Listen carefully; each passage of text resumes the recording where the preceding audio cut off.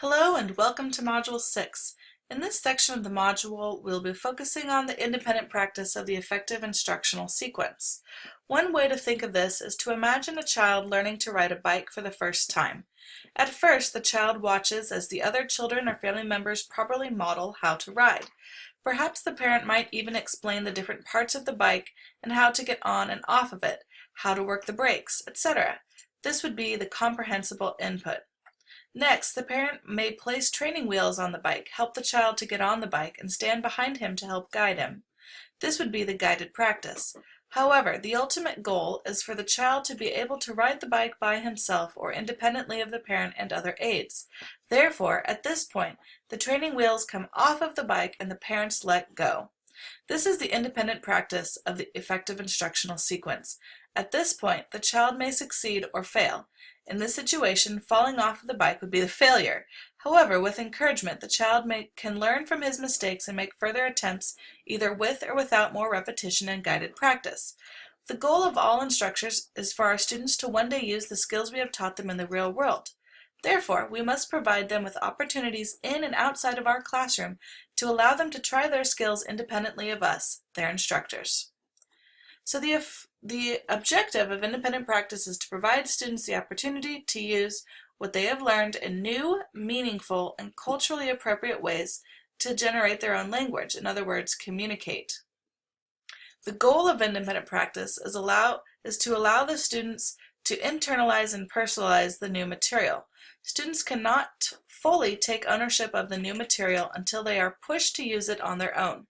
The role of the teacher is to step back and let the students take the various tools you have taught them so they can put it together in a way that is meaningful for them. The role of the student in this stage is to try it out on their own. I personally always get excited in this stage of the effective instructional sequence because it is a chance for me to step back and see if all of what I've done so far with them has worked. The comprehensible input, the guided practice, has it been enough? I get to watch my students try to spread their wings on their own and see if they can make it. So many times the students will come to me with questions during this time, and when I've done my job well, I can simply answer back, well, what do you think? Remember when we learned about X, Y, or Z? How do you think you might say that? I love watching my students get excited as I see the little light bulbs go on in their heads as they problem solve on their own to use what they've learned in a new, meaningful way. They take so much pride in their new abilities. This is the part I really love about teaching. So what is independent practice? Well, there are activities that require students to move beyond models and templates in order to interact independently with the concepts to be mastered. Independent practice is very open-ended. I'm going to give you an example here of a project I do with my Spanish 1 class. The project is a weather report, a video that they will make. I tell my students to pick a country of their own interest, research the weather themselves, and then practice and video record their weather report. This is very open-ended and moves far beyond the fill-in-the-blank worksheets or mechanical guided practice they did earlier in the effective instructional sequence. So on the left there you see independent practice. Now here's a non-example of independent practice. On the right you see that the students are doing the same project, a weather report video. However, I have given them such specific guidelines that this weather video report is no longer open-ended. For example, I could assign each group their country, rather than letting them pick it on their own. I could include handouts for them with the weather predictions so they do not have to do the research on their own. I could even include a script for them to follow, and all they have to do is plug in the appropriate information. All of this together takes away from their ability to ride that bike on their own. It is important to note, however, that this later project would not be a bad idea to use with my students as long as I meant it as guided practice. However, this is not independent practice. There are various qualities of independent practice, just like comprehensible input and guided practice. Independent practice is also 100% in the target language. For example, back to the weather report project. There's no point for them to do that project in English when my goal as their Spanish teacher is to get them to use their new Spanish language skills. Secondly, independent practice needs to be tied to the unit objective and final assessment. assessment. Thirdly, independent practice must have personal significance to the students. Why do they care what the weather is in another country? Are they planning on traveling there one day? That is the reason why I let them choose which country they wanted to present, so they'd have more buy-in. Fourthly, the independent practice needs to be culturally authentic whenever possible. Yes, the students could easily do a weather report on the various states in the USA, but why not educate them about the other countries in the world? They can learn so much more about the various hemispheres and how the weather is opposite in different countries depending on their geographical locations. They might even discover on their own that the weather is reported similarly or differently in other countries of the world. There's so much we can offer our students, more than just how to speak the Spanish language, but also how to view the world from a new set of eyes, a new perspective. Fifthly, independent practice should contain elements of spontaneity. Again, by having the students come up on their own with what they're going to say, rather than giving them a specific script to follow, they can create with the language, include their own humor or elements of spontaneity.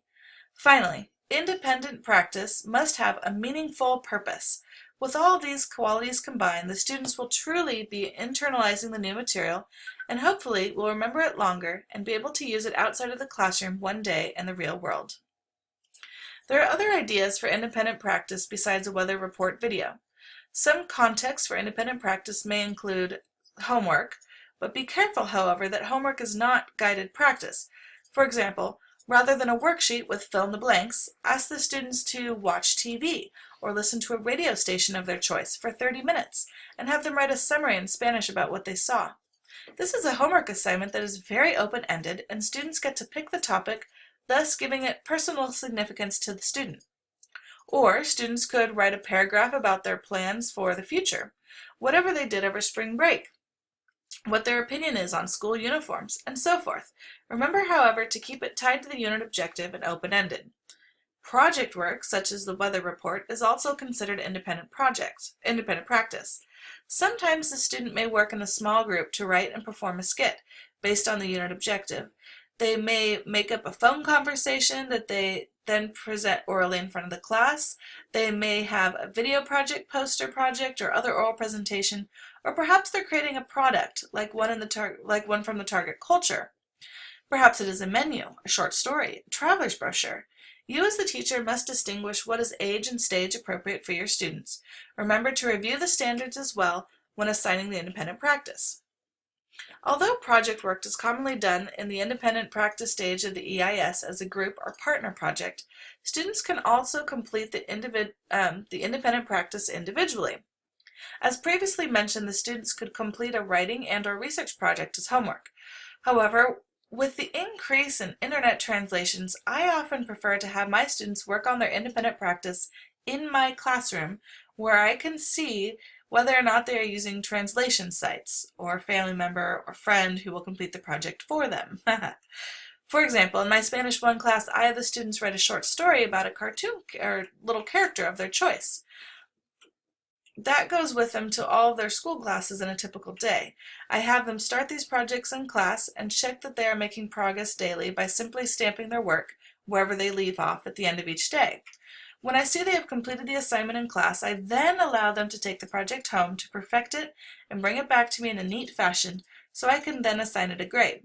I do not accept a project that does not include a rough draft written in my class, because otherwise, how can I tell if they worked all alone to complete it or not? One final thought on independent practice before we conclude this lesson. Independent practice can be thought of as a bridge. It connects the guided practice to the final assessment. With enough independent practice, students should make it safely to the other side. But what happens when the independent practice is not there?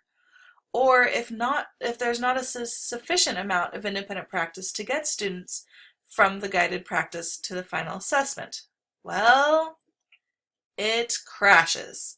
I have seen this in my own classroom many times when I do not give the final assessment, or when I do go to give the final assessment and I find, quite obviously, that I did not provide enough independent practice to my students to get them to succeed on the final assessment. Sometimes I want to blame my students for this, But really, I need to work on that myself and make sure that I assign them enough independent practice. So what other activities are there for independent practice? There are many more activities available to us as instructors, and a few that I've mentioned throughout this presentation. But please go and review the few handouts posted on the Blackboard site that I attached, and they include a list of more activities. Check off what you already do and see if there are any that you have questions about. Feel free to email me any questions about those projects and/or try them out in your classrooms. I look forward to hearing from you all in the next iMeet session. Hasta luego!